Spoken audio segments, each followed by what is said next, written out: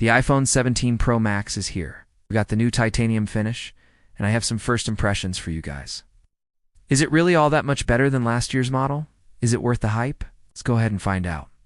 Alright, so first things first, let me tell you what I like about this phone, and we'll get into some of the stuff that could use improvement.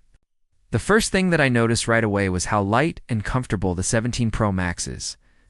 This is due to the new titanium build. And don't get me wrong, the stainless steel iPhones do look more premium, but the titanium is definitely more comfortable to hold. And if you are holding this phone with one hand, you will appreciate how light it is. Plus, I feel like the edges aren't as sharp as last year's model.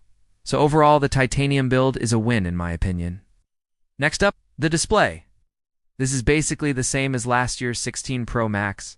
Still an amazing Super Retina XDR OLED display. Still has ProMotion at 120 Hz, and it's still super bright. I would say that this is one of the best displays on any smartphone out right now. And don't forget, you also have the dynamic island at the top. You can use this to control your music, get live updates, or even use it as a timer. Now let's talk about the camera. I've only had this phone for a few days, so I haven't really had enough time to test out the camera thoroughly. But so far I am impressed.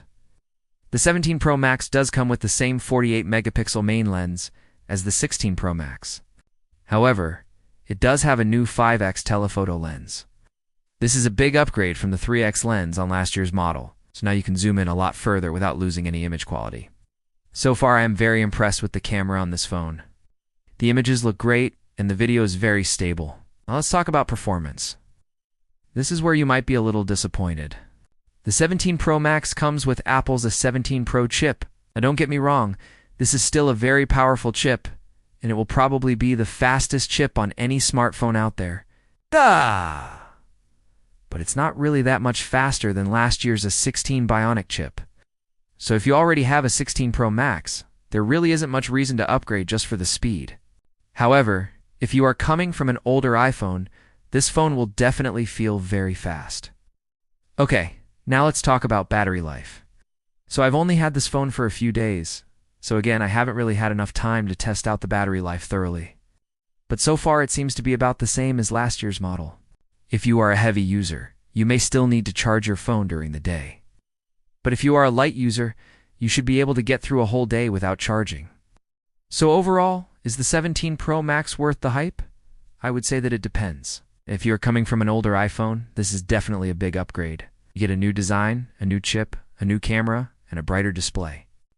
But if you already have a 16 Pro Max, I wouldn't bother upgrading. The only real upgrade here is the 5x telephoto lens. So unless you really need that extra zoom range, I would say stick with your 16 Pro Max. Alright. So those are my initial impressions of the iPhone 17 Pro Max. I'm going to be doing a full review in the next few weeks, so stay tuned for that. But in the meantime, let me know what you guys think of the 17 Pro Max. Do you think it's worth the hype? Or do you think it's not a big upgrade over last year's model? Let me know in the comments below. Alright, so if you enjoyed this video, make sure to give it a thumbs up. And if you want to see more tech-related content, make sure to subscribe. I'll see you guys in the next one.